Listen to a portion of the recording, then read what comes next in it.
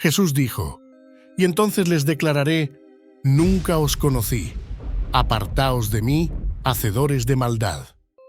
Parece extraño escuchar a nuestro omnisciente Señor decir que hay algo o alguien que no conoce.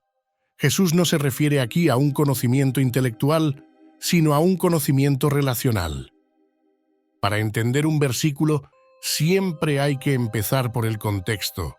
Jesús está concluyendo su sermón del monte con una última advertencia sobre la verdadera fe. Jesús predice que los falsos profetas cristianos vendrán como lobos disfrazados de ovejas. Puede que utilicen toda la palabrería de Dios correcta e incluso hagan impresionantes demostraciones de poder, pero no pertenecerán al Señor. No todo el que me dice: «Señor, Señor», entrará en el reino de los cielos, sino el que hace la voluntad de mi Padre que está en los cielos. Muchos me dirán en aquel día: «Señor, Señor, ¿no profetizamos en tu nombre, y en tu nombre echamos fuera demonios, y en tu nombre hicimos muchos milagros?» Y entonces les declararé: «Nunca os conocí. Apartaos de mí, hacedores de maldad».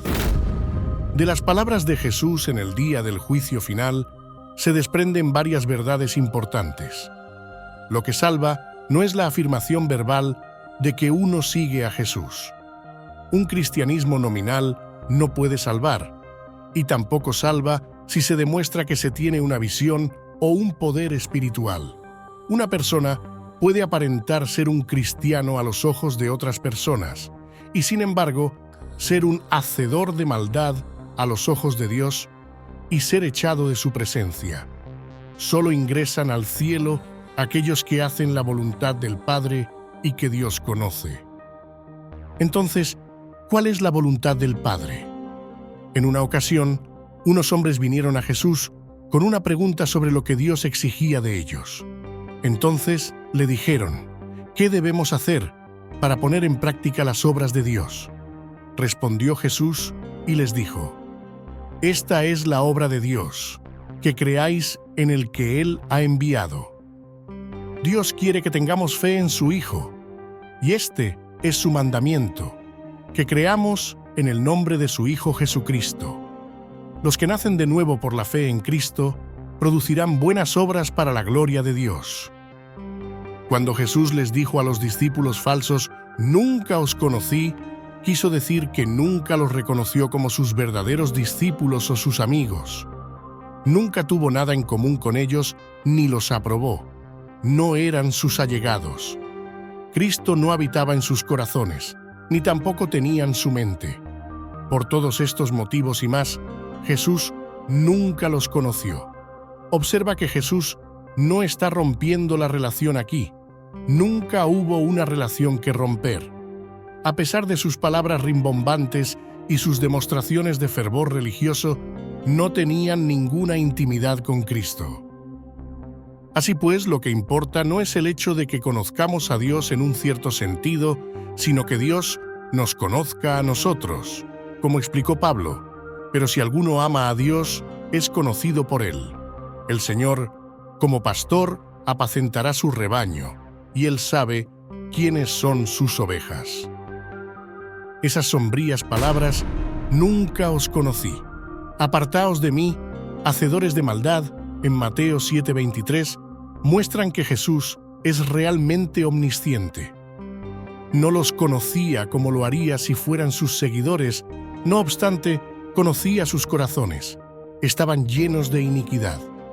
La condena de Isaías a la hipocresía se ajusta bien a este grupo, porque este pueblo se acerca a mí con su boca, y con sus labios me honra, pero su corazón está lejos de mí.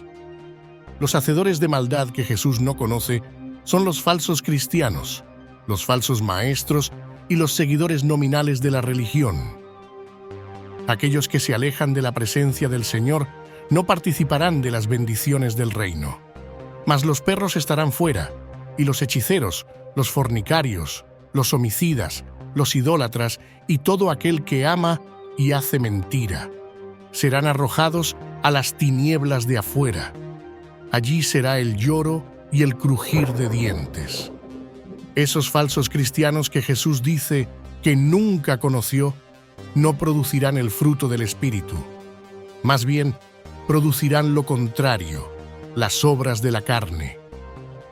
Jesús advierte que un día le dirá a un grupo de practicantes religiosos: «Nunca os conocí». Dios no se complace en enviar a la gente al infierno, pero aquellos a los que se les dice que se vayan han rechazado el propósito y el plan eterno de Dios para sus vidas. Han despreciado la luz del Evangelio, eligiendo más bien la oscuridad, porque sus obras eran malas.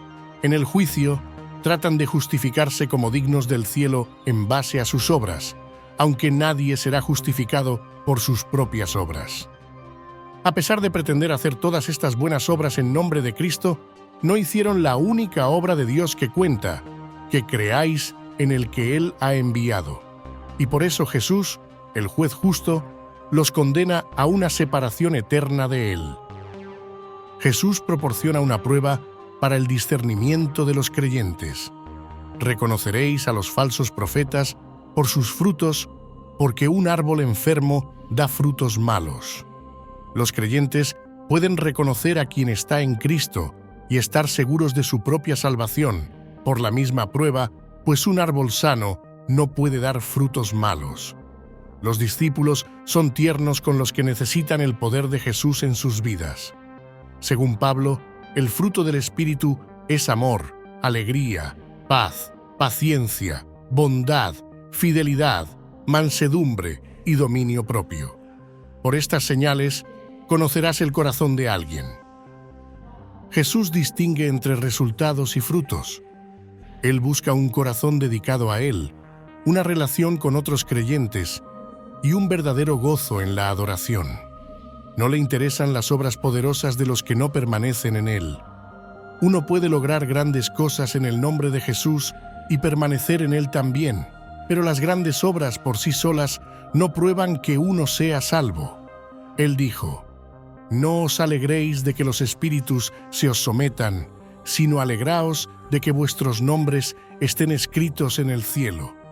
Jesús elige con frecuencia las peores situaciones para mostrar su poder, porque es ahí donde el poder parece improbable, incluso imposible, milagroso.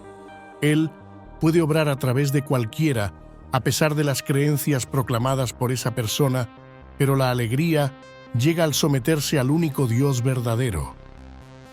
Los discípulos descansan en Él porque gracias a un rico tiempo personal diario con Él, saben que es digno de confianza. Como David, que alabó a Dios incluso cuando se escondía de sus enemigos, podemos declarar: «En mi lecho me acuerdo de ti».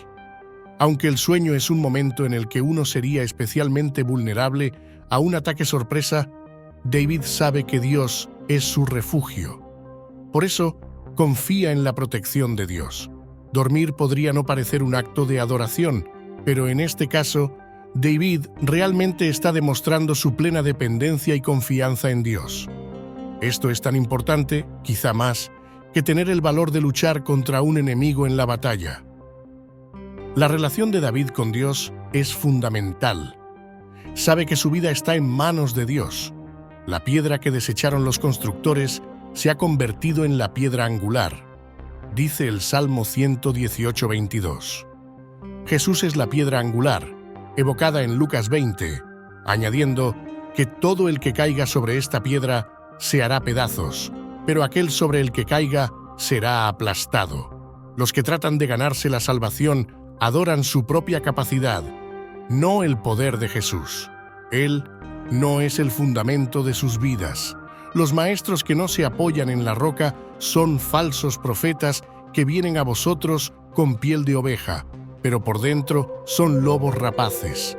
Proclaman a Jesús, pero en su interior se adoran a sí mismos.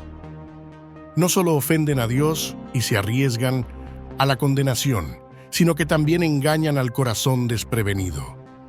Es posible ser engañado, por ejemplo, por los predicadores de la prosperidad o los predicadores liberales de todos los caminos conducen a Dios, cuyas plataformas son distorsiones hechas por ellos mismos de la verdad del Evangelio.